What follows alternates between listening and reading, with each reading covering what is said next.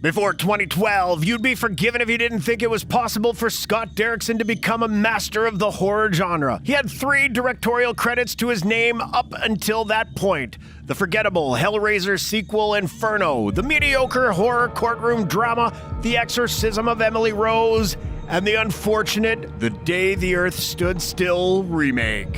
While surely a competent director, it's safe to say no one was necessarily clamoring for the next Scott Derrickson feature. That all changed October 2012 with the release of Sinister, a genuinely disturbing low-budget horror effort that remains one of the creepiest movies within the genre over the last 10 years. After directing Deliver Us from Evil and a little Marvel movie called Doctor Strange, Derrickson returned to the shadows with The Black Phone, which shares more than a few things in common with Sinister. Star Ethan Hawke, co-writer Robert Cargill, and producer Jason Blum among them. With The Black Phone's recent home release, we thought now would be the perfect time to pit Derrickson's 2 best horror films against each other in this particularly dark and spooky edition of Face Off.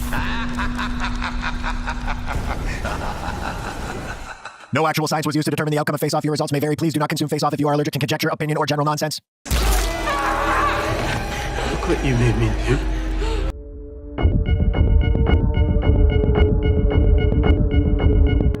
Both films have irresistible horror setups and ones that can't be easily summed up with brief log lines. Sinister focuses on the Oswald family as they move into yet another house in what we can assume is a long line of uncomfortable moves. The family patriarch is Ellison, who once upon a time was the toast of the literary world thanks to a killer true crime book called Kentucky Blood, but is now a washed-up heavy drinker still chasing the high that came with celebrity. Unbeknownst to his family, Ellison has moved them into the house that was recently the scene of a ghastly mass murder. 4 members of a family were hung from a tree whilst the youngest daughter is still missing. Ellison soon discovers a handful of terrifying 8mm films in the attic that leads him on a dark quest to solve a series of killings and untangle the mystery of the ancient deity responsible for all the horror.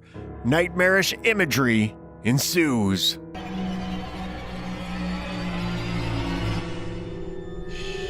Based on a short story by Joe Hill, The Black Phone is no less dark, though as a film it's less oppressively grim.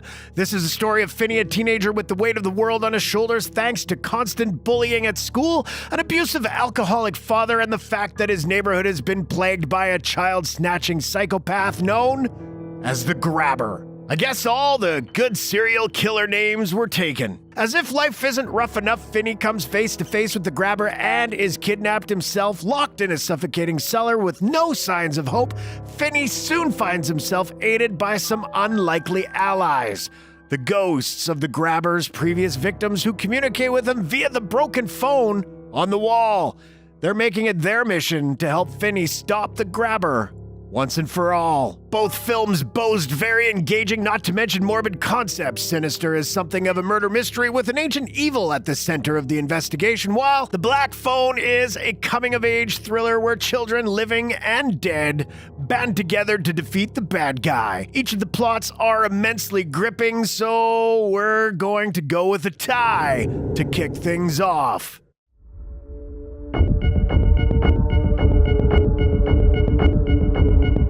Both of Derrickson's films live and die with their leading man, though one of them is far more imperfect than the other. Ellison Oswald is, from all appearances, a dutiful father and a caring husband with his previous notoriety allowing his family to live comfortably for a while. Now, after some years of diminishing success, Ellison is desperate for another hit, so much so that he callously moves his family into a murder house without their knowledge nor consent. Increasingly erratic and anxious, thanks to his investigation into a series of murders, Ellison earns our sympathy because we see what he sees on those terrible film reels, but it's also easy to suss out that this guy might be more concerned about himself and his former glory than his own family's well-being. That surely doesn't make him a great guy, but it does make him a captivating protagonist simply because he's recognizably flawed and therefore human. In The Black Phone, Finney lives a life plenty of us can relate to. Like many teens, he's awkward around the opposite sex, has trouble with unreasonable bullies, and has an uneasy, to say the least, relationship with a single parent, a broken man who Finney still cares for. Naturally, when Finney is kidnapped by the villainous grabber, it's not hard at all to root for him to persevere, and we hope like hell that he'll finally get a chance to defeat the ultimate bully. Finney is a very likable hero, and young actor Mason Thames is quite good in the role, but Ellison is a genuinely intriguing character, often earning our understanding, but just as easily earning our disdain because of his selfishness. We love layered horror heroes around here, so despite all his faults, Ellison will receive the win he's been chasing down for a while. Verdict: Sinister.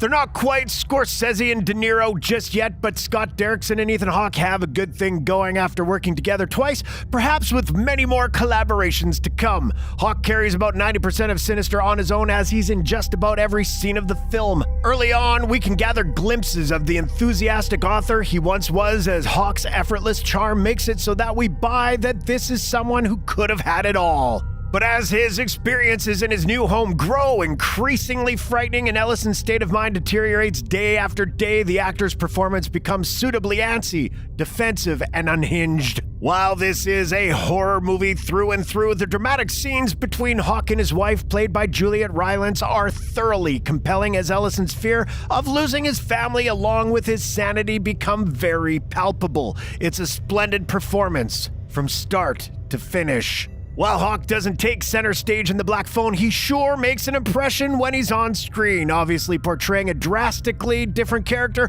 Hawke's performance as the grabber is necessarily showy and appropriately creepy, giving the character some theatrical flourishes with an unpredictable speaking voice and eyes that seem to stare right through his victim. Hawke is relishing his rare chance to play someone irredeemably evil. Most impressively, he does most of this while wearing a mask, so we rarely see his true face, but we always know there's something cruel and, yes, sinister lurking just behind the plastic facade. It's not easy to associate Ethan Hawke with villainy, but he does a bang-up job of flaunting his range with the grabber. Both of Hawke's performances are outstanding, and though he gets much more screen time in Sinister, there's no denying he commands every scene he's part of in The Black Phone. Consider us fanboys of the Hawke-Derrickson duo, which is why we're gonna call this one a draw.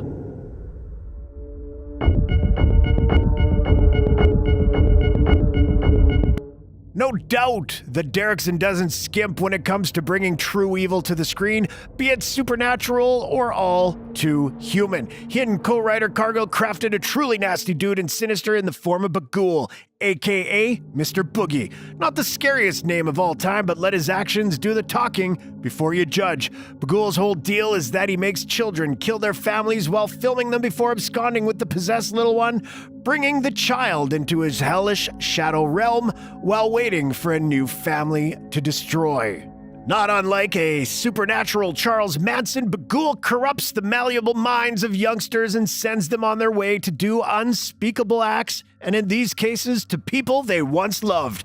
That is some gruesome stuff, and the worst part is, there's really no way of fighting him off. The grabber is, sadly, a character who doesn't seem all that far-fetched, especially when we know people like John Wayne Gacy are capable of such miserable misdeeds.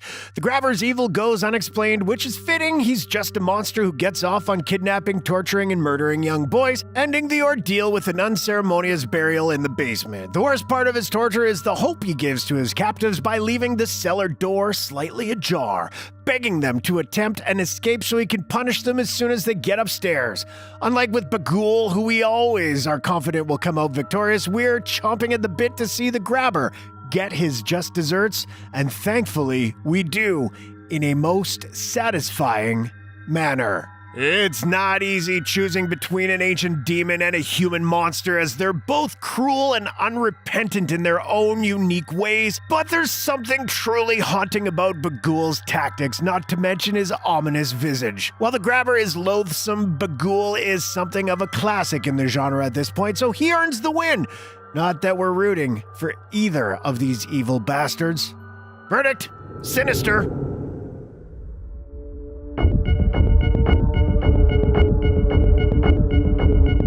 Both movies have rooms you would not want to go into when you were a kid. Hell, you wouldn't even want to go into them as an adult either. The whole house in Sinister is a hotbed of unsettling noises and eerie visions, but the attic frequented by Ellison is by far the least desirable place to venture into. Never mind the snake infestation, this is the place where ghost children hang out and beguile, or maybe even someone closer to home plants the dreaded film reels that will ultimately dismantle the Oswald family. You can't even trust the floors of this damnable place. But the cellar in the Black Phone is truly the stuff of nightmares simply because it's so empty and unfriendly. Prison cells on death row have more personality than this room, and it's chilling to ponder that it's the final setting for so many unfortunate young souls. Even though we know it's a set, it's still the unhappiest place on earth the moment we step inside. An attic you can fall through to escape, but a dank cement cellar has got to be the most hopeless confines one could wind up in. Verdict: the Black Phone.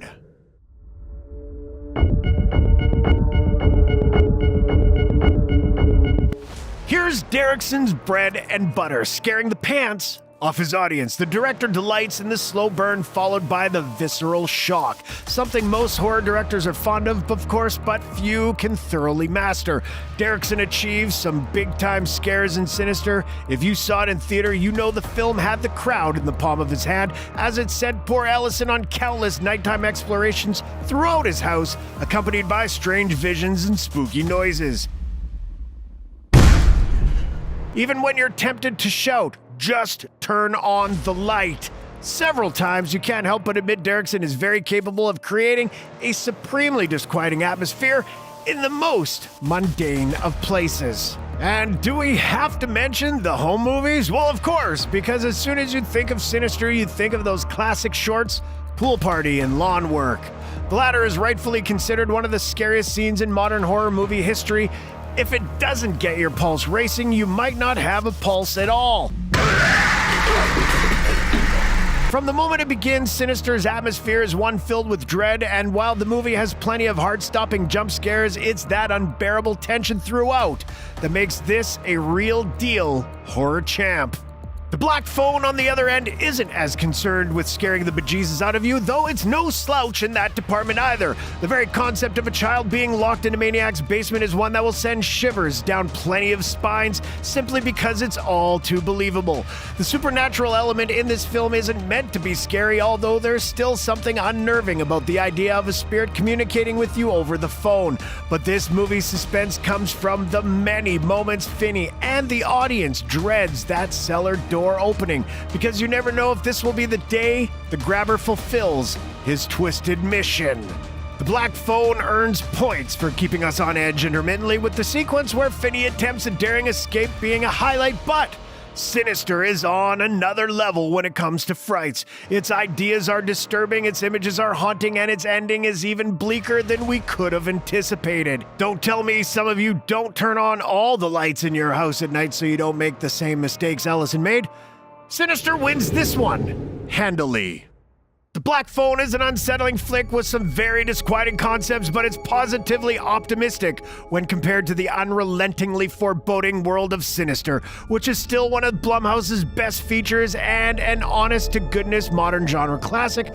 While we wish Derrickson all the best in his ventures outside of horror, we hope he continues to do his best to scare the living hell out of us.